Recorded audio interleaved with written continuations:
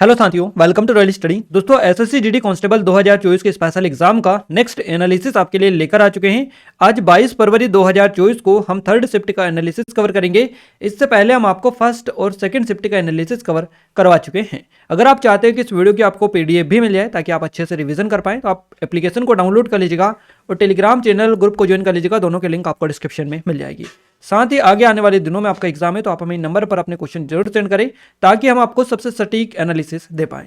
Guys, आज हमें जो क्वेश्चंस भेजे हैं ये ऋतिक धनगर जी जो कि गंगानगर से हैं, और विशाल त्रिपाठी जी जो कि मेरठ से हैं, अभिषेक शर्मा जी जो कि भोपाल से। इन सभी ने काफ़ी अच्छे तरीके से हमें क्वेश्चंस बताए हैं। तो आप सभी से रिक्वेस्ट है कि आपका जब भी एग्जाम हो आप इसी तरह से सारे के सारे क्वेश्चंस हमें बताने में हेल्प करें ताकि हम आपको सबसे पहले सबसे सटीक एनालिसिस दे पाएँ। क्लियर है गाइज? वीडियो को स्टार्ट करें उससे पहले आप सभी से रिक्वेस्ट है कि वीडियो को लाइक और चैनल को सब्सक्राइब जरूर से कर लीजिएगा। तो जीके, जीएस और करंट अफेयर से स्टार्ट करते हैं। पहला क्वेश्चन आपका निकल कर आ रहा है, त्रिशूरपुरम उत्सव किस राज्य में मनाया जाता है? ये त्रिशूरपुरम उत्सव जो है ये केरल में मनाया जाता है। केरल आपका करेक्ट आंसर हो जाएगा। त्रिशूरपुरम उत्सव भारत के केरल राज्य में मनाया जाता है। गाइज, उत्सव वगैरह नृत्य वगैरह से इनसे लगातार क्वेश्चन बन रहे हैं। त्रिशूरपुरम केरल के सबसे प्रसिद्ध और जीवंत उत्सव में से एक ये माना जाता है। त्रिशूर जो है शहर में आयोजित किया जाता है ये, तो याद रखिएगा केरल का जो त्रिशूर शहर है यहीं पर यह आयोजित किया जाता है। और यह एक भव्य तमाशा है जो हजारों आगंतुकों को आकर्षित करता है और हाथियों, पारंपरिक संगीत, सांस्कृतिक प्रदर्शनों का शानदार प्रदर्शन ये करता है। ये जो उत्सव है त्रिशूर के वडक्कुनाथन मंदिर में होता है और स्थानीय समुदाय से बड़े उत्साह और भागीदारी के साथ में से मनाते हैं। अगला क्वेश्चन है, पुनर्जागरण की व्यवस्था किसने की थी? क्वेश्चन इस तरह से था, भारतीय पुनर्जागरण के जनक के रूप में किसे जाना जाता है? सही जवाब रहेगा राजा राम मोहन राय को। देखिए, राजा राम मोहन राय को भारतीय नवजागरण के जनक के रूप में जाना जाता है। मुगल सम्राट अकबर द्वितीय ने 1831 में उन्हें राजा की उपाधि दी थी। क्लियर है? इसके अलावा उन्होंने 1815 ईस्वी में कोलकाता में आत्मीय समाज या आत्मीय सभा की स्थापना की, जिसका नाम जो है ब्रह्म सभा रखा गया, और अंत में 1827 में ब्रह्म समाज इसकी जो है स्थापना की गई। तो ध्यान रखिएगा, उन्होंने पैर्स स्टेप्स ऑफ लिप्सस, है ना, जीसस, मीरात अल अकबर और संवाद कौमुदी जैसी किताबें लिखी हैं। इसके अलावा उन्होंने 1817 ईस्वी में कलकत्ता कॉलेज की स्थापना की। राजा राम मोहन राय को भारतीय नवजागरण के जनक के रूप में भी जाना जाता है। आइए नेक्स्ट क्वेश्चन देखते हैं। अगला क्वेश्चन है, भारत के लिंगानुपात से कम लिंगानुपात वाला राज्य कौन सा है? तो ये उत्तर प्रदेश। गाइस, उत्तर प्रदेश आपको ऑप्शन में मिला था। इसके अलावा सभी राज्यों का जो लिंगानुपात था ये भारत के लिंगानुपात से अधिक था। और क्वेश्चन में आपसे पूछा गया भारत के लिंगानुपात से कम लिंगानुपात वाला राज्य कौन सा था? तो उत्तर प्रदेश आपको दे रखा था, जो कि आपका करेक्ट आंसर रहेगा। और एक ने हमें बताया कि 2011 की जनगणना के अनुसार भारत के किस राज्य में लिंगानुपात सबसे कम है? तो ये हरियाणा में है। ये क्वेश्चन आपका आज सुबह ही अभी इससे पहले वाली शिफ्ट में बेसिकली पूछा गया है। उत्तर प्रदेश का औसत लिंगानुपात 2011 की जनगणना के अनुसार 912 और भारत का लिंगानुपात है 943। तो यही आपसे बना है। 2011 की जनगणना के अनुसार भारत के सभी राज्यों का लिंगानुपात सबसे कम जो है यह हरियाणा में है। ध्यान रखिएगा, हरियाणा में लिंगानुपात प्रति 1000 पुरुषों पर 879 महिलाओं का था, जो प्रति 1000 पुरुषों पर 943 महिलाओं के राष्ट्रीय औसत से बहुत कम था। 2011 की जनगणना के अनुसार भारत के सभी राज्यों में हरियाणा का लिंगानुपात सबसे कम था, और हरियाणा में लिंगानुपात प्रति 1000 पुरुषों पर 879 महिलाओं का था। क्लियर है? तो ध्यान रखिएगा, हरियाणा में इस लिंगानुपात के लिए, देखिए हरियाणा में इस कम लिंगानुपात के लिए कन्या भ्रूण हत्या, लिंग आधारित भेदभाव और लड़के बच्चों को प्राथमिकता देना जैसे कई कारक जिम्मेदार हो सकते हैं। अगला क्वेश्चन है, ढोल बजाकर कौन से राज्य में कुणबी जो नृत्य है ये किया जाता है? तो गोवा आपका करेक्ट आंसर हो जाएगा, क्योंकि कुणबी जो नृत्य है ये गोवा में किया जाता है। कुणबी नृत्य गोवा के कुणबी समुदाय का एक आदिवासी लोक नृत्य है जो सामाजिक विषयों को चित्रित करता है। नृत्य प्रस्तुति में सरल होता है और विभिन्न सामाजिक अवसरों के दौरान ये किया जाता है। कुणबी एक सामान्य शब्द है जो पश्चिमी भारत में पारंपरिक रूप से गैर कुलीन किसानों की जातियों पर यह लागू होता है। अगला क्वेश्चन है, एमएस स्वामीनाथन से क्वेश्चन आपका बना है, 1967 में आईसीएआर की स्थापना की थी मेक्सिको। इस तरह से एग्जैक्ट क्वेश्चन ये गाइस आप नहीं मिल पाया है, अगर आपको पता है तो कमेंट में कमेंट करके बताएं। ये एग्जैक्ट क्वेश्चन है, इसमें काफी ज्यादा एरर देखने को मिल रहा है। इस क्वेश्चन में काफी ज्यादा गलतियां इस क्वेश्चन में हैं। इस क्वेश्चन को ये सेम क्वेश्चन इस तरह से नहीं आया था, है ना। तो कुछ डिटेल हमने आपको बताने में हेल्प की है। देखिए, श्री एमएस स्वामीनाथन भारत की हरित क्रांति में अपनी अग्रणी भूमिका के लिए प्रसिद्ध है। स्वामीनाथन ने एक कार्यक्रम शुरू किया जिसके तहत गरीब किसानों के खेतों में गेहूं और चावल के पौधों की उच्च किस्में लगाई गई, और इस कार्यक्रम को हरित क्रांति भी कहा जाता है। उन्होंने भारतीय खेतों में मैक्सिकन सेमीडरवार्म गेहूं के पौधे को पेश करने में मदद की और आधुनिक खेती के तरीकों की अधिक से अधिक स्वीकृति लाने में मदद की। 1972 से 1979 तक वह भारतीय कृषि अनुसंधान परिषद यानी आईसीएआर के महानिदेशक थे। और 1979 से 1980 तक भारतीय कृषि और सिंचाई मंत्रालय के प्रमुख सचिव थे। स्वामीनाथन ने अंतर्राष्ट्रीय चावल अनुसंधान संस्थान के महानिदेशक के रूप में भी काम किया है 1882 से 88 के बीच में, तो ये भी आप पॉइंट नोट डाउन करिएगा। और वहाँ प्रकृति और प्राकृतिक संसाधनों के संरक्षण के लिए अंतर्राष्ट्रीय संघ 1984 से 90 तक इसके भी अध्यक्ष रहे हैं। क्लियर है? तो काफ़ी सारे जो संगठन हैं इनके अध्यक्ष भी रहे हैं। अगला क्वेश्चन है, संसद के अंग कौन कौन से हैं? तो संसद के बेसिकली 3 अंग हैं, राष्ट्रपति, लोकसभा और राज्यसभा। ये तीनों ऑप्शन में अगर आपको दे रखा था तो उपरोक्त सभी आपका करेक्ट आंसर रहेगा। अगला देखिए डिटेल कवर करवा देते हैं, संघ की विधायिका जिसे संसद कहा जाता है।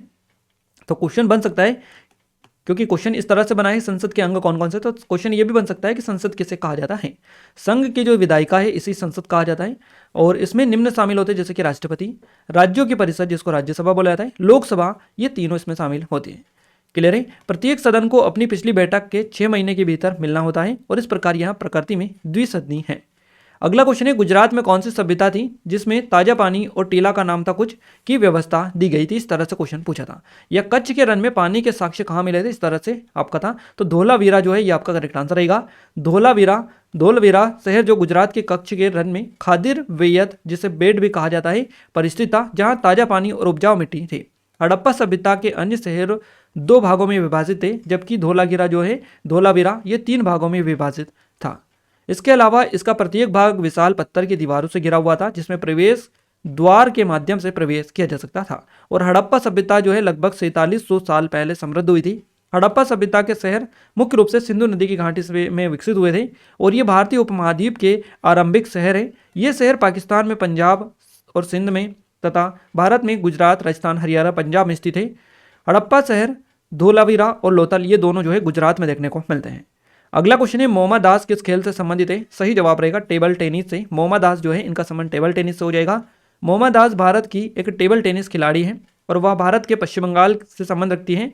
1997 यानी कि 1997 में के बाद से अंतर्राष्ट्रीय प्रतियोगिताओं में देश का प्रतिनिधित्व कर रही है विश्व टेबल टेनिस चैंपियनशिप में।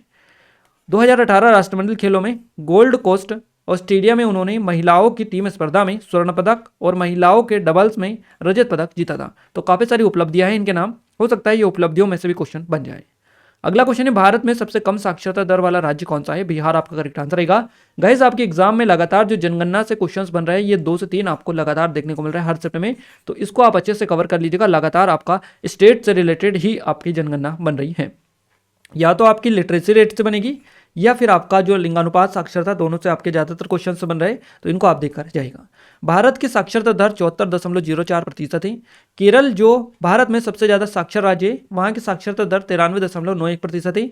उसके बाद में लक्षद्वीप आता है जहाँ पर 92.28% साक्षरता है। बिहार जो है 63.82% साक्षरता दर के साथ में भारत में सबसे कम साक्षर राज्य है। तो क्वेश्चन बने, इससे पहले भी आपका ये क्वेश्चन बन चुका है और आगे भी अगर बने तो आप बता दीजिएगा। अगला क्वेश्चन है, गिद्दा नृत्य किस राज्य में किया जाता है? तो ये पंजाब आपका करेक्ट आंसर हो जाएगा। गिद्दा पंजाब का एक नृत्य रूप है। गिद्दा पंजाब का एक लोकप्रिय नृत्य है और यह पंजाब में आयोजित सबसे खुशी के अवसरों के दौरान किया जाता है। यह केवल महिलाओं द्वारा किया जाता है और गिद्दा प्राचीन नृत्य से लिया गया जिसे रिंग डांस भी कहा जाता है। इस नृत्य के लिए पोशाक बहुत सरल होते हैं। अगला क्वेश्चन है, जुलाई 2023 में आधव अर्जुन को किसका अध्यक्ष चुना गया? आधव अर्जुन इनका नाम है, जुलाई 2023 में चुना गया। Basketball federation of India BFI आपका करेक्ट आंसर हो जाएगा। जुलाई 2023 में आधव अर्जुन को बास्केटबॉल फेडरेशन ऑफ इंडिया का अध्यक्ष चुना गया। देखिए तमिलनाडु बास्केटबॉल एसोसिएशन के अध्यक्ष आधव अर्जुन नेहरू स्टेडियम में हुए चुनाव में विजय हुए और basketball federation of India BFI के अध्यक्ष का पद इन्होंने हासिल कर लिया। आधव ने 39 में से प्रभावशाली 38 वोट हासिल कर मौजूदा अध्यक्ष के गोविंद राज को बेसिकली इन्होंने हराया है। इसके अलावा पूर्व खिलाड़ी और मध्य प्रदेश बास्केटबॉल एसोसिएशन के अध्यक्ष कुलविंदर सिंह गिल को महासचिव चुना गया है। Basketball federation of India BFI Bharat में बास्केटबॉल की शासी निकाय है और इसकी स्थापना जो हुई थी BFI की बास्केटबॉल फेडरेशन ऑफ इंडिया 1950 में हुई थी, 1950 में। अगला क्वेश्चन है, मेवाती घराने से कौन संबंधित है? यह क्वेश्चन इस तरह से होता है, पंडित जसराज किस घराने से संबंधित हैं? हमें दोनों तरीके के क्वेश्चंस मिले, हमने दोनों डाल दिए हैं। मेवाती घराने से कौन संबंधित है? तो सही जवाब रहेगा पंडित जसराज। और अगर पूछा जाए कि पंडित जसराज किस घराने से संबंधित है, हो जाएगा मेवाती घराने से। डिटेल कवर कर लेते हैं। पंडित जसराज मेवाती घराने से संबंध रखते हैं और भारत के शास्त्रीय कलाकार ये थे। क्लियर है? जसराज एक जबरदस्त कलाकार थे जिनके समतावादी दृष्टिकोण ने उन्हें प्रसिद्ध बना दिया। लोगों ने उनके भक्ति संगीत को सराहा और उन्होंने लोकप्रिय अपील को इस तरह बना रखा जहां भाव, जुनून और भक्ति प्रमुख थे। उन्होंने भारतीय भक्ति संगीत जैसे हवेली संगीत और भक्ति गीत भजन को संगीत यानी कि शास्त्रीय वातावरण में मिश्रित किया, जिससे उन्हें गंभीर रचनाएं मिली। मेवाती घराने की स्थापना इंदौर के उस्ताद घग्गे नज़ीर खां और उस्ताद वाहिस खां ने की थी। तो ध्यान रखिएगा इनका नाम। मेवाती घराने की जो स्थापना थी ये किसने की थी? इंदौर के उस्ताद घग्गे नज़ीर खां और उस्ताद वाहिद खान इन्होंने की थी। तो इस पॉइंट को भी आप नोट डाउन कर लीजिएगा, हो सकता है क्वेश्चन आपका नेक्स्ट बन जाए। अगला क्वेश्चन है डोलू कुनीथा, है ना। डोलू कुनीथा नृत्य किस भारतीय राज्य से संबंध रखता है? सही जवाब कर्नाटक आपका हो जाएगा। डोलू कुनीता नृत्य कर्नाटक से संबंधित है और यह गायन और सजे हुए ढोल की थाप के साथ एक लोकप्रिय नृत्य है। ये जो नृत्य है मुख्य रूप से चरवाहे या कुरुबा जनजाति के पुरुषों के द्वारा किया जाता है। ढोल की तेज आवाज, त्वरित संचलन और समकालिक समूह संरचनाएं डोलू कुनीता की विशेषता हैं। ये जो प्रदर्शन है तो यह प्रदर्शन की प्रक्रिया में शानदार विविधता और कौशल की जटिलता दोनों प्रदान करता है। यहाँ श्री बिरांगलेश्वर की पूजा से जुड़ा हुआ है, जिन्हें भगवान शिव का एक रूप माना जाता है और उत्तरी कर्नाटक के कुरुबा गोंड समुदाय के अनुष्ठानों में से उत्पन्न यह हुआ है। अगला क्वेश्चन है 2023 में एस जयशंकर राज्यसभा का चुनाव किस राज्य से लड़े थे? तो ये गुजरात से लड़े थे।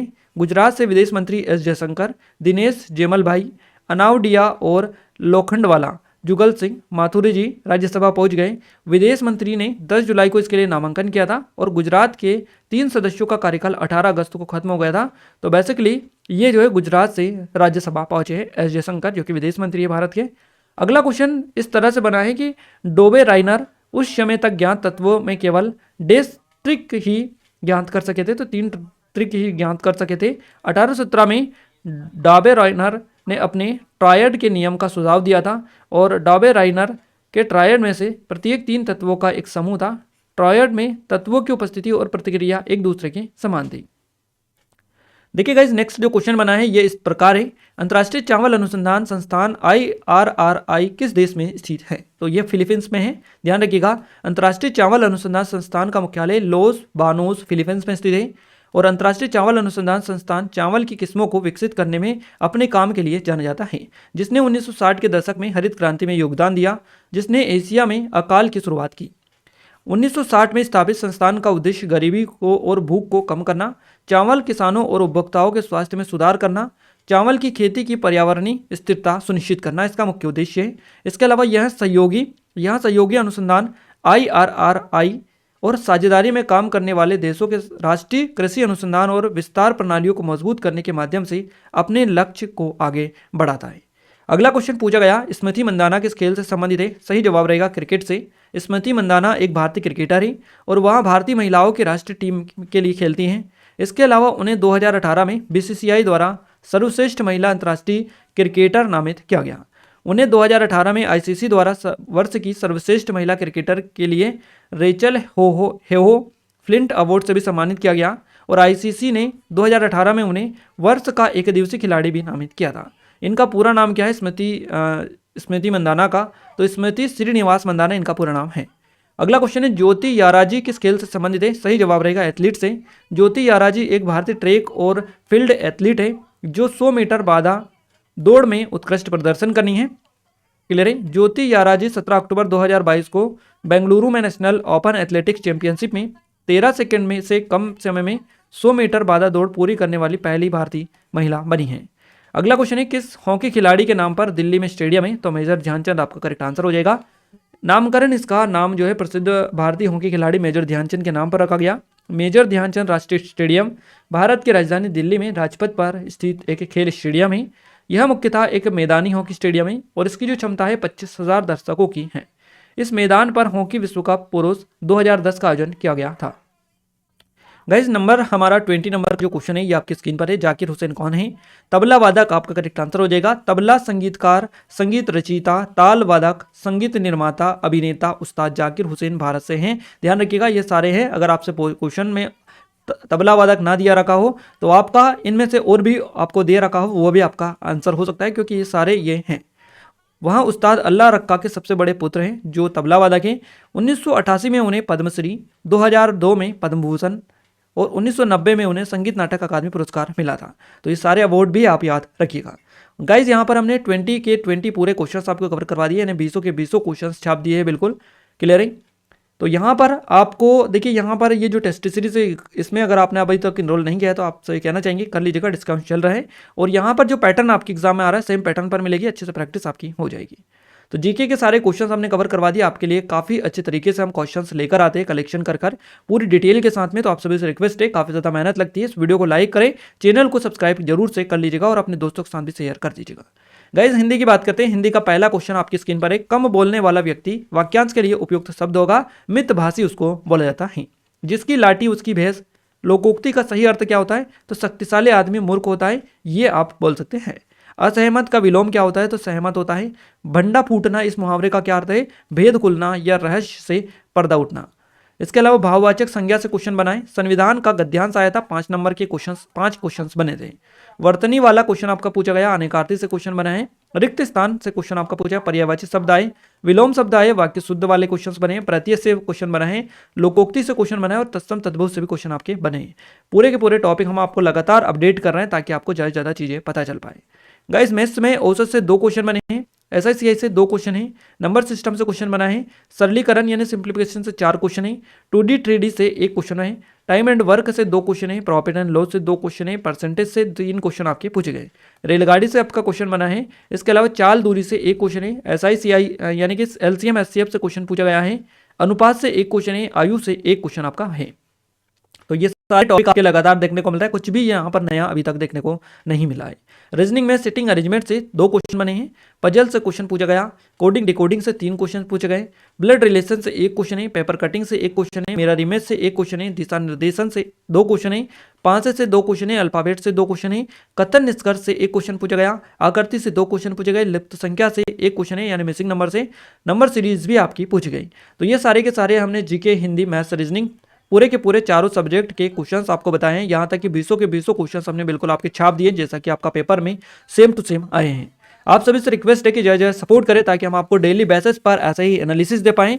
और उसके लिए आप सभी से एक और रिक्वेस्ट है गाइज कि आपका जब भी एग्जाम हो आप हमें 7999 ये नंबर आप नोट डाउन कर लीजिएगा, 0878885 क्लियर, 7999087885 इन नंबर पर जब भी आपका एग्जाम हो, जिस शिफ्ट में आपका एग्जाम हो, आप एग्जाम सेंटर से निकलने के तुरंत बाद हमें क्वेश्चन जरूर से यहाँ पर सेंड करें व्हाट्सएप पर, ताकि हम आपको सबसे सटीक और सबसे पहले एनालिसिस दे पाएं। क्योंकि अब जो है क्वेश्चंस हमें काफ़ी कम मिल पा रहे हैं। तो आप सभी से रिक्वेस्ट है कि ज़्यादा से ज़्यादा क्वेश्चन आप सेंड करें ताकि हम आपको सटीक एनालिसिस दे पाएँ और आपकी भी हेल्प उसमें हो पाए।